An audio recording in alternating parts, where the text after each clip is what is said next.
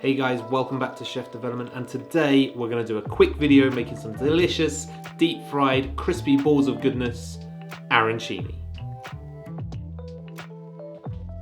Now, for amazing arancini, you're going to need some pretty incredible leftover risotto. So for today's arancini recipe, I'm going to use some leftover beetroot risotto that you may have seen in a previous video. So if you want to see how to make that, or you're just curious about the method of making excellent risotto at home, I highly recommend you check out the video. I'll leave a link to it in the description down below. Now, for your arancini, you don't really need anything other than some decent risotto that's been left to go cold. But that doesn't mean you have to stop there. You can mix all sorts of things into your risotto to make your arancini super delicious. I'm talking sausage, herbs, cheese, nuts, olives, mushrooms. Basically, the sky's the limit. If you want to put it in there, shove it in.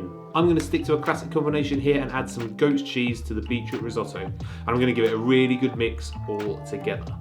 Then you can give it a little taste, and if you like, adjust the seasoning, add a little salt, a little bit of pepper, but chances are you've already seasoned that risotto when you made it, so don't just go throwing salt in without checking. Then, once you're happy with the flavour, it's time to shape these little arancini balls. To shape the arancini, grab a spoonful of that risotto and roll it to about the size of a golf ball in your hands.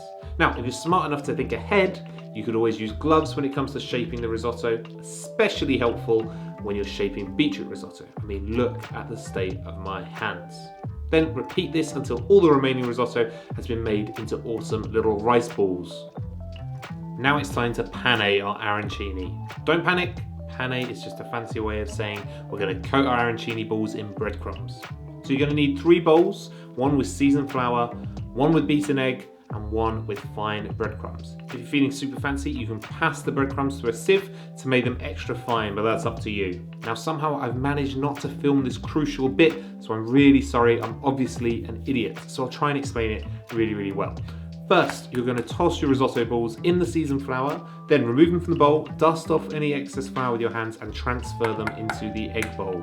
Then carefully coat the balls completely in the egg mixture, and then finally transfer the balls to the breadcrumbs and coat all over. Once you've completed this with all your arancini balls, then you can coat them in breadcrumbs again if you like, by dipping them back in the egg mix, followed by the breadcrumbs again.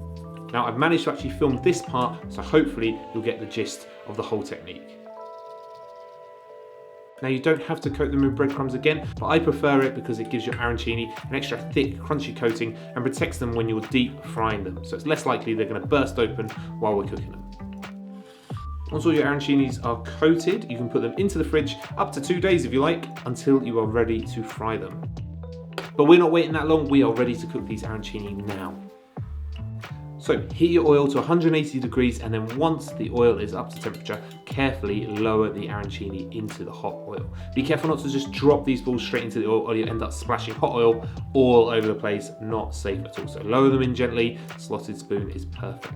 Then fry your arancini for about 5 minutes, gently moving the arancini around in the hot oil to ensure they cook and colour evenly.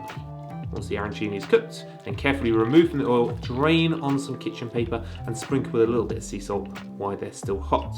Repeat this process until you've cooked as many arancini as you want.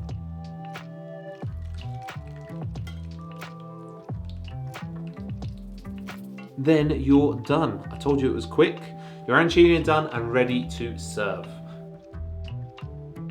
I'm going to whip up a little sour cream and dill sauce and a nice little beetroot and balsamic reduction right here to serve with these little deep fried balls of delight. So let's stop talking and let's get these arancini served.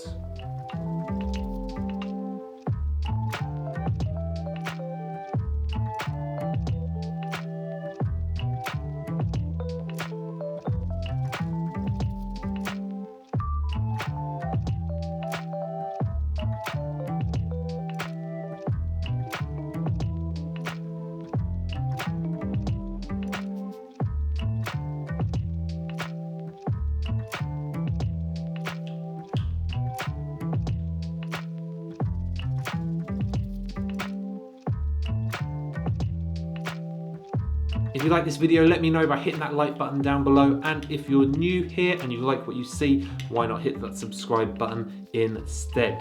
Thank you very much for watching. I'll see you next week.